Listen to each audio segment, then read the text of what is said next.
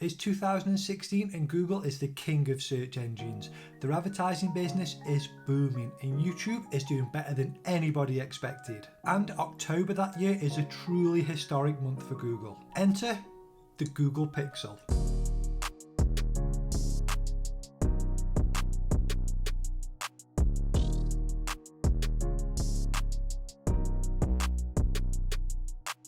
A lot of people tend to forget, but Google had been eyeing up the smartphone market for years before this. Cue collaborations with HTC on the G1 running Android One. This smartphone, released in 2008, sold over 1 million units in the US.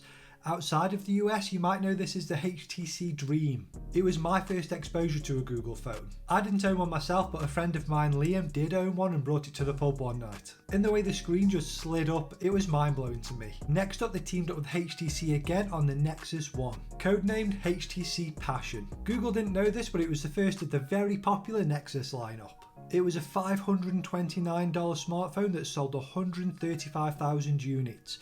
It was discontinued about 6 months later due to dreadful sales. That explains why I never saw one of these in the wild. But that didn't deter Google. After completely underwhelming sales, they moved on to Samsung for the Nexus S. Possibly the most boring looking phone of the lot, saved by some cool live wallpapers. Basically a refreshed Samsung Galaxy S starting at $549. And Google must have been happy with the collaboration because he stuck with Samsung for another year. After the Nexus S, we welcome the Galaxy Nexus. This name makes it crystal clear that it's a Samsung and Google collaboration. The jump in the quality of the screen seems to be the upgrade most people were excited about with this phone. Next in line were LG, who made the Nexus 4. That's the 4th manufacturer if you're keeping count. I was so happy with this design. It was the best looking collab since the G1. And it really showed. The $300 smartphone sold over 1 million units. It may have had something to do with the price tag being considerably cheaper than flagships of the time. LG stuck around another year to make the $349 Nexus 5 in 2013. Again, it was much cheaper than comparable phones at the time. The weird thing about this model was that they ended production in December 2014 when the next phone came out,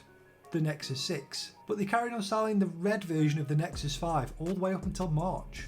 Anyway, they moved on to Motorola for the Nexus 6. The $649 smartphone quickly sold out pre-orders. I remember seeing the blue version of this phone everywhere. It did come in white as well. This one and the 5 had wireless charging. Back in 2013. I can safely say I never saw anyone wireless charging these phones. That wasn't the last time we saw LG. LG and Google collaborated again on the Nexus 5X, the $379 smartphone. But in the same year they also worked with Huawei on the Nexus 6P. Now that was a good phone. It was a $449 smartphone, and the rumours were Google tried to work with Huawei earlier in the timeline, but it just fell through. Also in the mix there was a bunch of Google Play Edition smartphones, but I didn't include them in this list just because I couldn't find them all. Each of these phones were fantastic in their own right, earning the Google Play Edition phones and Nexuses a dedicated fan base. A dedicated fan base that had been itching for a truly Google phone for years. And boy did Google deliver. Check out this video on the original Google Pixel. I'll see you over there.